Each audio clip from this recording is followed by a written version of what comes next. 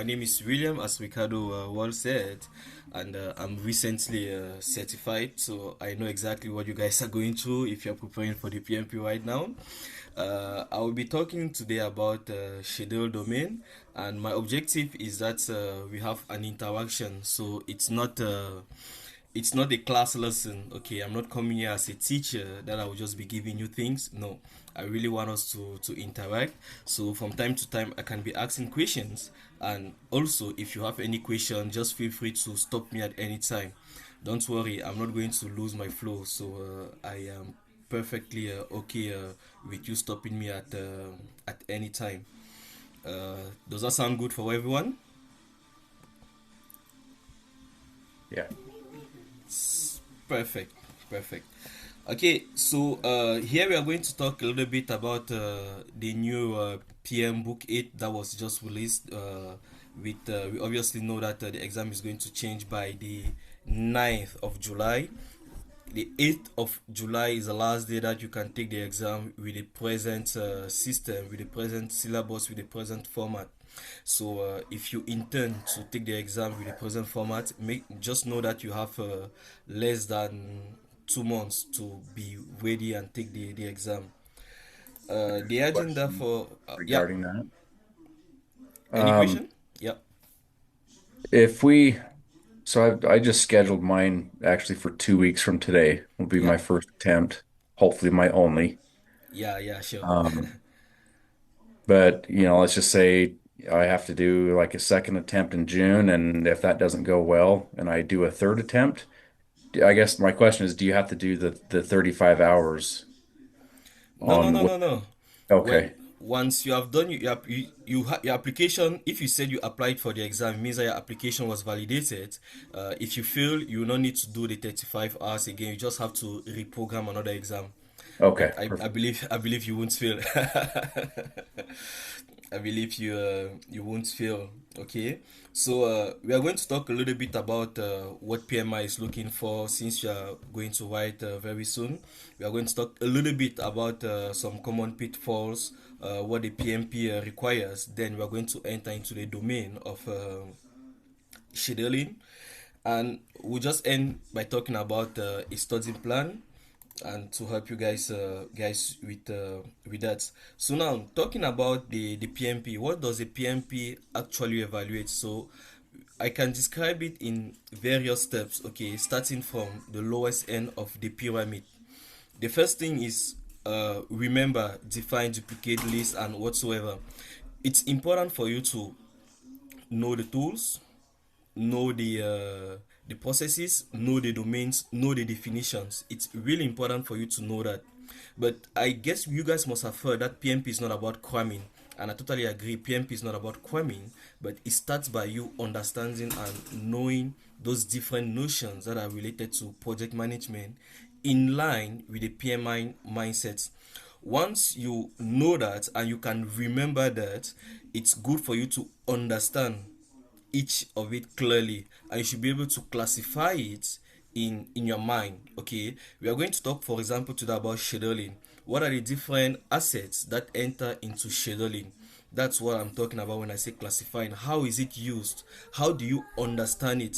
It's important for you to be able to have that in your hands. The next thing is how to apply it. PMP, it's not going to be asking you questions about definition. They're not going to ask you that, okay, what's the meaning of scheduling? No, that's not what they're going to ask you. Okay, they're going to give you situational question. So all the knowledge that you have learned, what you remembered, what you understand, you should know how to apply it depending on certain situations. And obviously you should be able to analyze. You have to use all the different tools that I talked about previously, analyze situations, and know how to implement it and also evaluate. But now create design. This one is now after the PMP. The PMP is not going to judge you if you know how to create any design, if you know how to create a project management plan, if you know how to do this, if you know how to do that. No, they are never going to ask you that, okay, for this project, bring out the schedule of this project. No, no, they are not going to ask you that. PMP is not interested at that level. That one is what you will be able to apply after you must have been certified. So what I want you to keep from this slide is that the questions we have are situational question. No need for you to be cramming questions, but you need to know the tools, the assets, the processes, the domains, and everything, and know how to use them. And obviously, the questions are situational questions. So you should be able to have a good judgment and know how to apply each of them. So now let's just have a question because I want you guys to speak a little bit. So you can either open your mic and answer the question, or you can just type in the chat.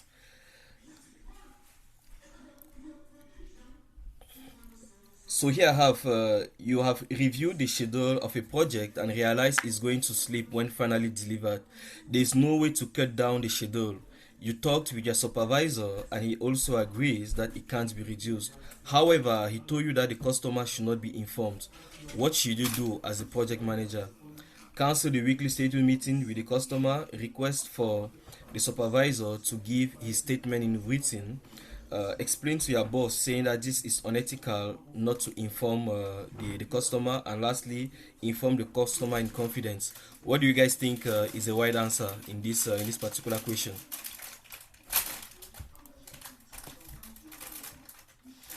Yeah, if you're, from an ethical standpoint, I think C is what makes the most sense to me. What about you, Fatin? What do you think?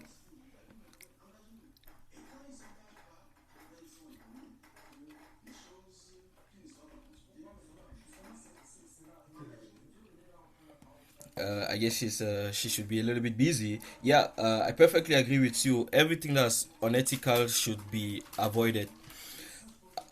In PMP, generally, when you have a situation, they always ask you to analyze, try to find a solution, and so on and so forth. But when it's about ethics, there we don't negotiate, we don't look for solutions or whatsoever. We just have to do what is ethical. For example, when I was writing my exam, I was asked one question. There was one of your team members presented fake certificates to prove that he's qualified for the job, and based on those certificates that's why he was recruited. So what should you do as a project manager? They were proposing that okay, you should meet with him and try to talk with him. You should try to organize a meeting with other people, or you should just kick him out from your team. Generally, kicking someone out from the team because of one reason or the other should really be the last option. But now, in this case, since we are talking about an ethical problem, that's the solution. That's the correct answer. You have to kick him out. That's the very first thing you have to do.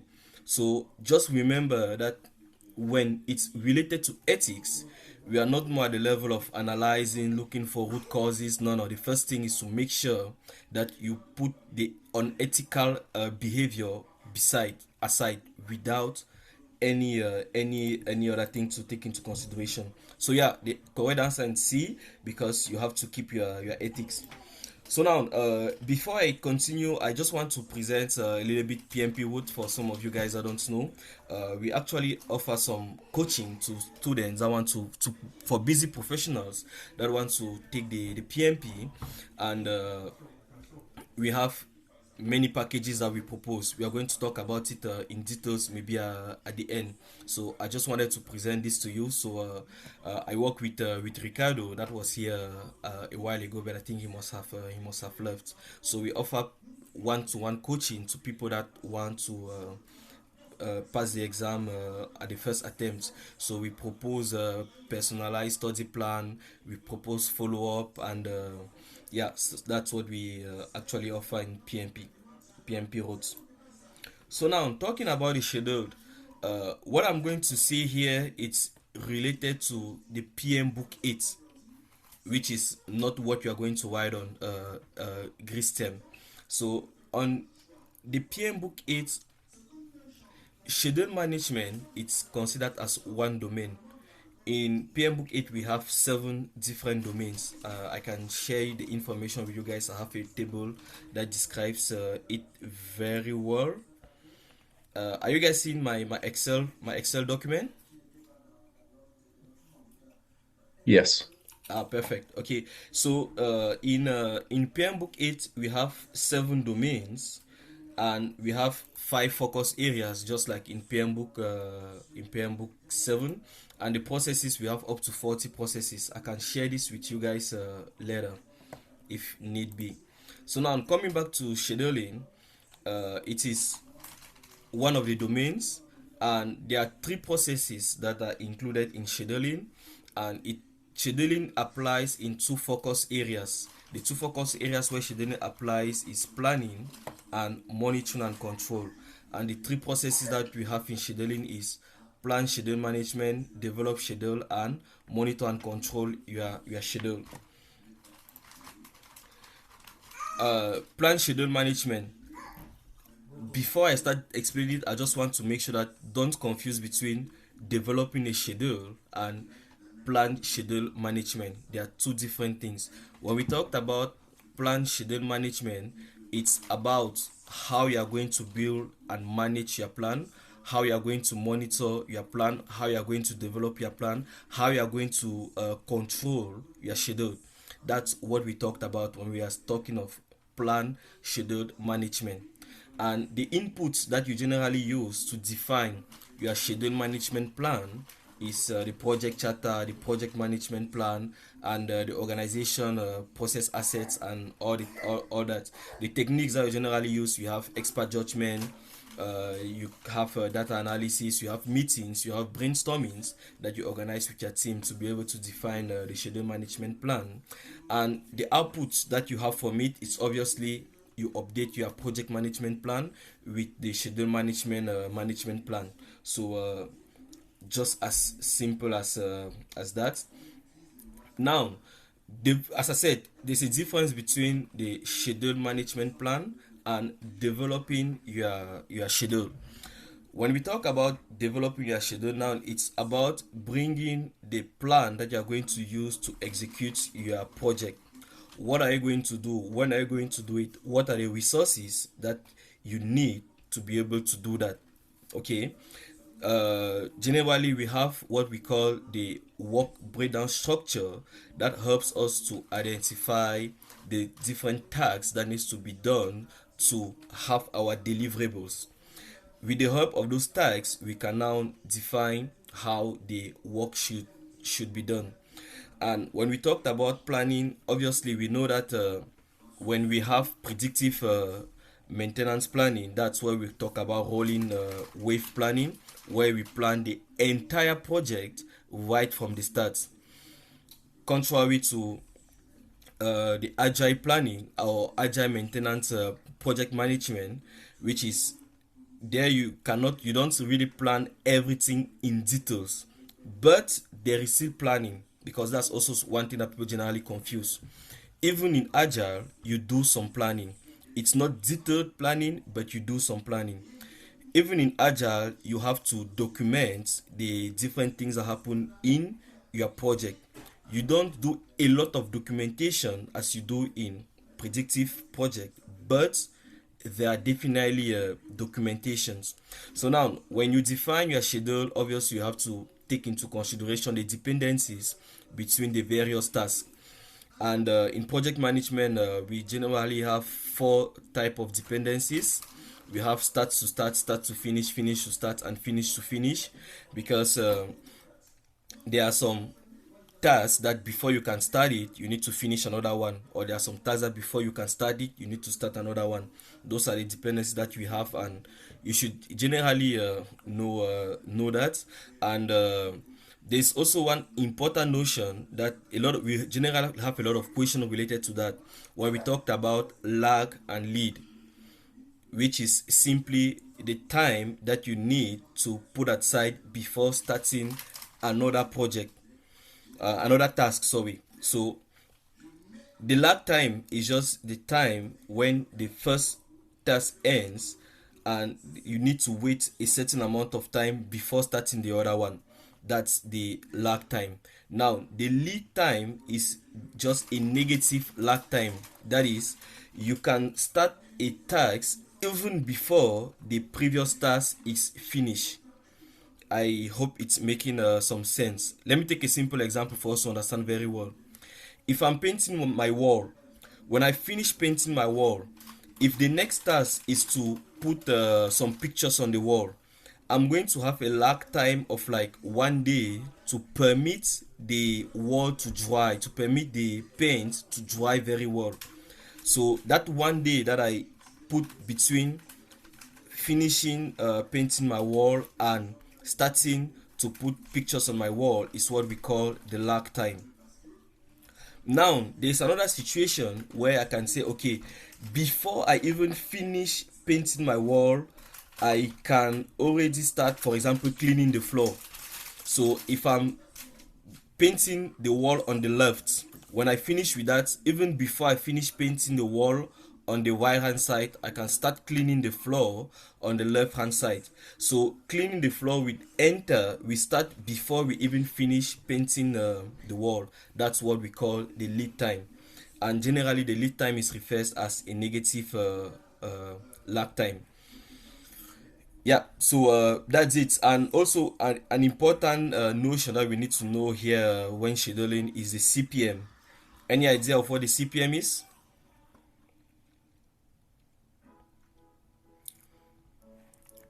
Okay, the CPM is just the critical path method. So when you have your schedule, the critical path is just the longest path that will permit you to execute your project. All the activities that are found on the critical path, they don't have any float. That is, any delay on a critical task is going to delay your project. Any compression on the critical path is going to reduce the total duration of your project. That's what we talk about when we have when we talk about the critical project, the critical path method. And lastly, agile release planning. As I said, even in agile we have to do some planning. We have to plan how we are going to be releasing the different values, the different values for our project. Okay, here we also talked about reserve analysis, management reserve, and contingency reserve. So here it's mostly related to the budget. We know the management reserve budget is mainly for risks that were unidentified, but the risks that were identified, we are talking about the contingency budget. So now, talking about scheduling. Scheduling is just a continuous cycle. Okay, because obviously you're going to schedule. It starts by you define the activities that need to be done. You determine the sequence at which the activities need to be done. You estimate the effort and the duration and even the resources that are required for you to do the activities. When you start executing, you are going to notice some little things that need to be adjusted. When you adjust, you define again, maybe there will be new activities that are going to enter, and that's how the cycle will just be continuing. It's a cycle, it's cyclic, it never ends. That's why we say that the scheduling is in two focus areas, which are planning and monitoring and control. So now let's talk about monitoring when it's related to scheduling. In project management, we have what we call some monitoring parameters, and all of them are generally based on finances. Okay, we have what we call the cost variance, we have the earned value, we have the scheduled variance. So now, to describe each of them, it's important for us to know the basis of how these values were actually, or not the values, the parameters were actually defined. The first thing is the earned value. The earned value, it's simply the percentage of work that has been done converted into money. let me take a simple example. If my budget for my project is $1,000, I do 20% of the budget. That simply means my earned value is just 20% of the total budget. That's just it's as simple as that. So we are talking about 200 US dollars in this particular case. The second parameter that is used at this level is the planned value. Just as the name implies, it's just what was planned at a certain amount at a certain time. If I had planned that after 3 months I must have completed like 50% of my project, so the planned value will simply be 50% of my initial budget. With those two parameters, we can it help us to calculate the different KPIs. I can call them key performance indicators of our our project, and with those values we can determine if we are ahead of time, if we are behind, or we can determine if we are above budget, under budget, or on budget. And the two key performance indicators, or the two factors that we generally use, are the CPI, which is the cost performance indicator, and the SPI, the scheduled performance indicator.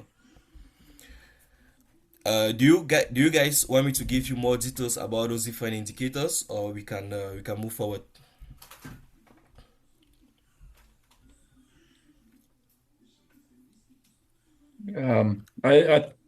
I think for me, we can move forward and Okay. just to be, I guess, upfront with you, I do have to step out here in just a few minutes, wrap up work for the day, so I will be Okay. leaving. Sounds good. No worries. So now, once you are able to, there are some charts that permits us to follow how we are delivering value, and this is very important. When I was writing my exam, I had at least three questions that were based on this burn up chart or burn down chart. A burn up chart and a burn down chart is quite simple, just from the nature of how it is. Here we are seeing that the value is decreasing, so it's a burn down chart. Here we are seeing that the value is increasing, so it's a burn up chart. What's making one to increase and the other one is decrease is just a parameter that has been used. Here on the burn down chart, we are talking about the amount of work that is remaining to be done. So in the beginning, when you start your project, the amount of work that you need to do is very high. And in agile project, that is generally called story points. So in the beginning, the amount of work that you need to do is the maximum, or the amount of story points that you need to deliver is maximum. When time unfolds, you start delivering the values, what is remaining to be delivered is reducing. That's why we're talking about a burn down chart. So here's an example here. On the other hand, the burn up chart is instead calculating the total amount of work that has already been done. So in the beginning, the amount of work you have done is what? Zero. The amount of story points you have been able to deliver is what? Zero. As time unfolds, when iterations go, you start increasing the number of points that you are generating. So that's what we talk about: burn down and burn up charts.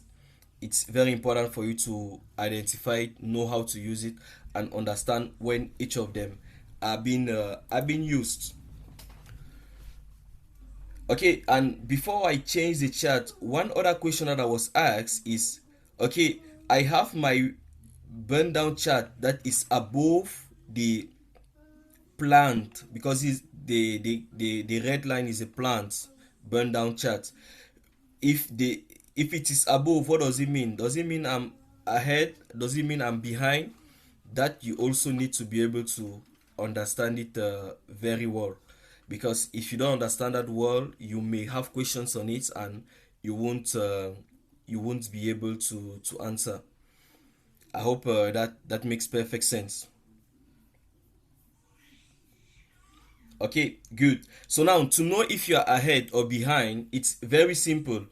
If I just take for example the day 4, let me just take day 4. Here I am. What I was planning to be remaining was like 30 story points, but what am I having remaining? I'm instead having 33 points that are remaining. So we clearly understand that, hey, here I'm behind schedule because the number of points remaining to be done compared to what I had planned is higher. So if the curve was below here, it would have meant that I'm ahead of schedule. So just keep that in mind and make sure you understand how to interpret the graph. One other important thing is the stand-up meeting. This you There's no way you don't have any question related to this. Okay, a stand-up meeting is not meant to be long. Generally, it's even taken with people standing, just like we have here in this second image. 5 minutes is more than enough. The objective of the uh, stand-up meeting is three things. We talked about what was done yesterday, we talked about what will be done today, and we talk about the impediments, that is the challenges that we have. We don't talk about how to solve the challenges. No, we are going to give it to the servant leader, and it will be his role to remove those impediments. So if you have your stand-up meeting that's taking you 25 minutes or is going far above the time box that you gave yourself, it therefore means that you guys are not doing it the right way. So it's very important for you to understand this, because I can guarantee you are going to have questions on it, where they're going to ask you that, okay, we are in a review meeting, we are in a stand-up meeting, we are in a we are in a release a review meeting, we are in a stand-up, we are in a retrospective meeting. That's what I was looking for. And the project manager, what are we supposed to do there? You should know what is done in a review meeting, you should know what is done in a stand-up meeting, you should know what is done in a retrospective meeting. I'm 100% sure that you are going to have questions related to that. So this being said, here for example is a question related to CPI and SPI. A project is scheduled for 9 months. The entire cost of the project at the beginning is estimated to be 8,000 US dollars.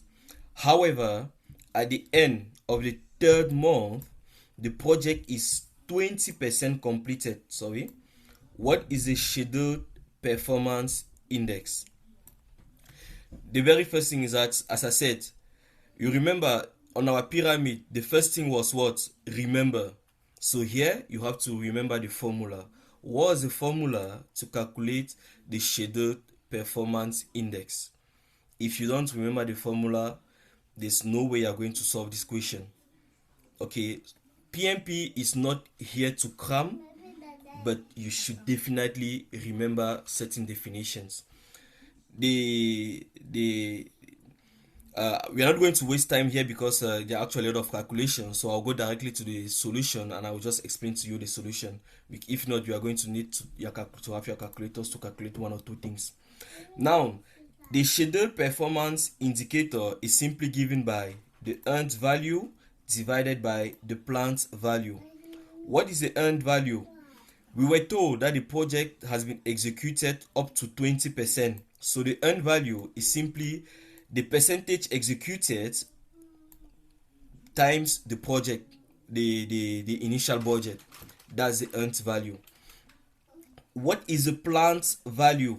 The planned value is simply at which level are we in the project. We are already 3 months into the project. 3 months into the project, what was planned to be delivered by then? It's just 3 months divided by the total duration of the project multiplied by the project budget. That gives you the planned value. And when you divide both of them, you see that the standard the SPI is simply equal to what? 0.61. Now, this is an indicator to tell you that your project is behind schedule. So if the SPI is less than 1, it means your project is behind schedule. If the SPI is equal to 1, it means your project is on schedule. If the SPI is greater than 1, it means that your project is ahead of schedule. It's the same thing with the CPI, the cost performance indicator. If it is less than 1, it means that you are over budget. If it's equal to 1, it means that you are on budget exactly. And if it is above 1, it means that you are under budget, so you are really doing great. Yeah, so in a nutshell, that's what we actually had uh, concerning schedule for you guys this evening. But before I let you go, are you guys having any particular challenge, whether it's with your study plan or do you have one? And what are your main pain points related to your preparation for the PMP? I just want to get from you guys. Good. If you need any if you have any challenge, if you need more information, you can just contact me. You can contact Ricardo at any time. I guess you have our Facebook or our LinkedIn, so you can just contact at any time. And thank you for showing up.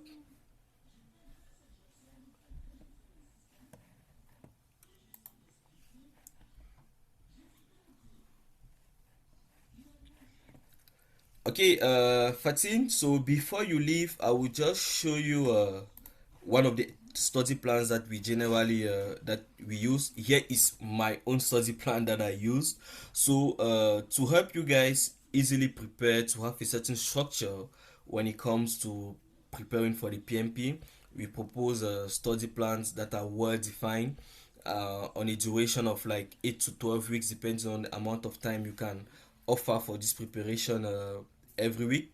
So yeah, sure, I can definitely share that with you. There's no problem. So one last thing I want to show you is with this link. I'll just share this link in the chat. You can have access to the different things that we offer, and with the different prices, because as I told you, we offer some coaching sessions. If you want coaching sessions on a duration of 8 weeks, it costs like 340 US dollars. We offer vouchers for the exam and everything, so you can check our store. You're going to have all all the details. So yeah, that's it. That's what I had for you guys for today. Are you having any particular question?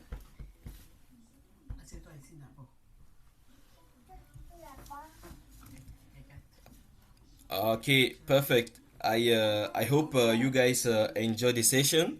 So I will just wish you guys a nice evening. If you have any challenge, make sure you get back to me, and I will definitely help you with that. And I wish you all the best. See you next time. Bye bye.